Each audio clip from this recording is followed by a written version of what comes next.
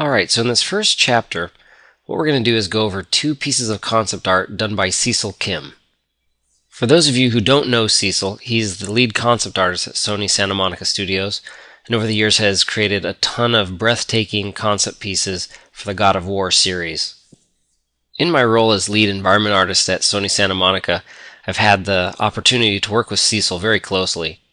Time and time again, I'm blown away by what Cecil's able to come up with, and you can really credit a lot of the visual look of our game to Cecil's vision.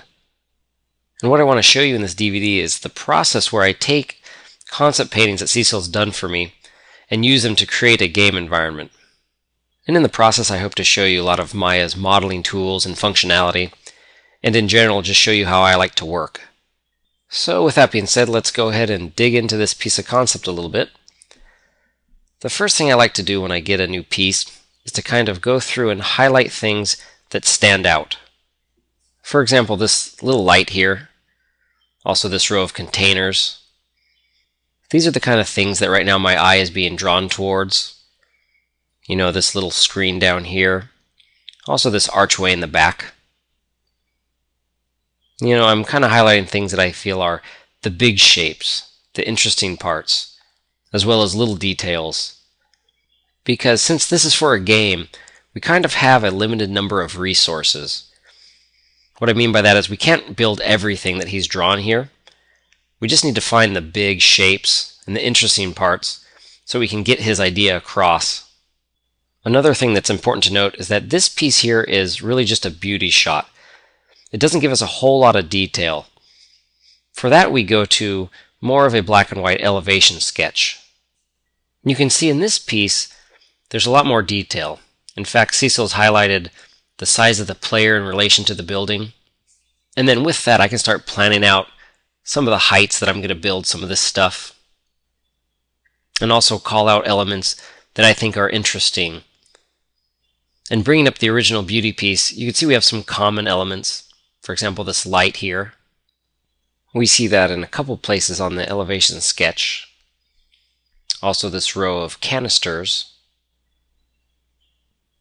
You'll notice the black and white drawing did a clear job at illustrating what that might be. And then there's some of the big details, like this arch in the back. Your eye's kind of drawn to that as a possible destination.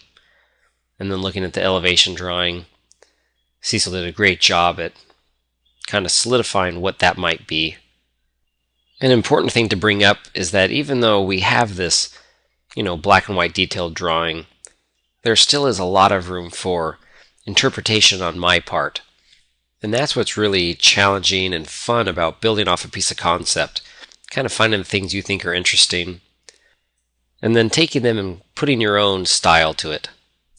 And it can get a bit tricky at times to, take a drawing like this and build it out in 3D and keep to kind of the feel that was intended, and yet still make it your own. And so what I hope you'll learn in this DVD is how to model a game environment using concept art as a guide. I'll also be going over a fair amount of theory as well, because there's more than one way to do anything. And while I may have my system for building out game models, there are definitely other ways that are equally as valid. So getting back to the concept art here, I've highlighted pieces that I think are interesting. Also, things that I think I can build and reuse. And so this is a good time to take a piece like this and maybe plan out how you're going to build it. What pieces will be tileable and modular, and what sections of this you might want to be your custom showcase pieces. And so now that I've used the concept to come up with a general game plan, the next step is to use Maya to block out our scene.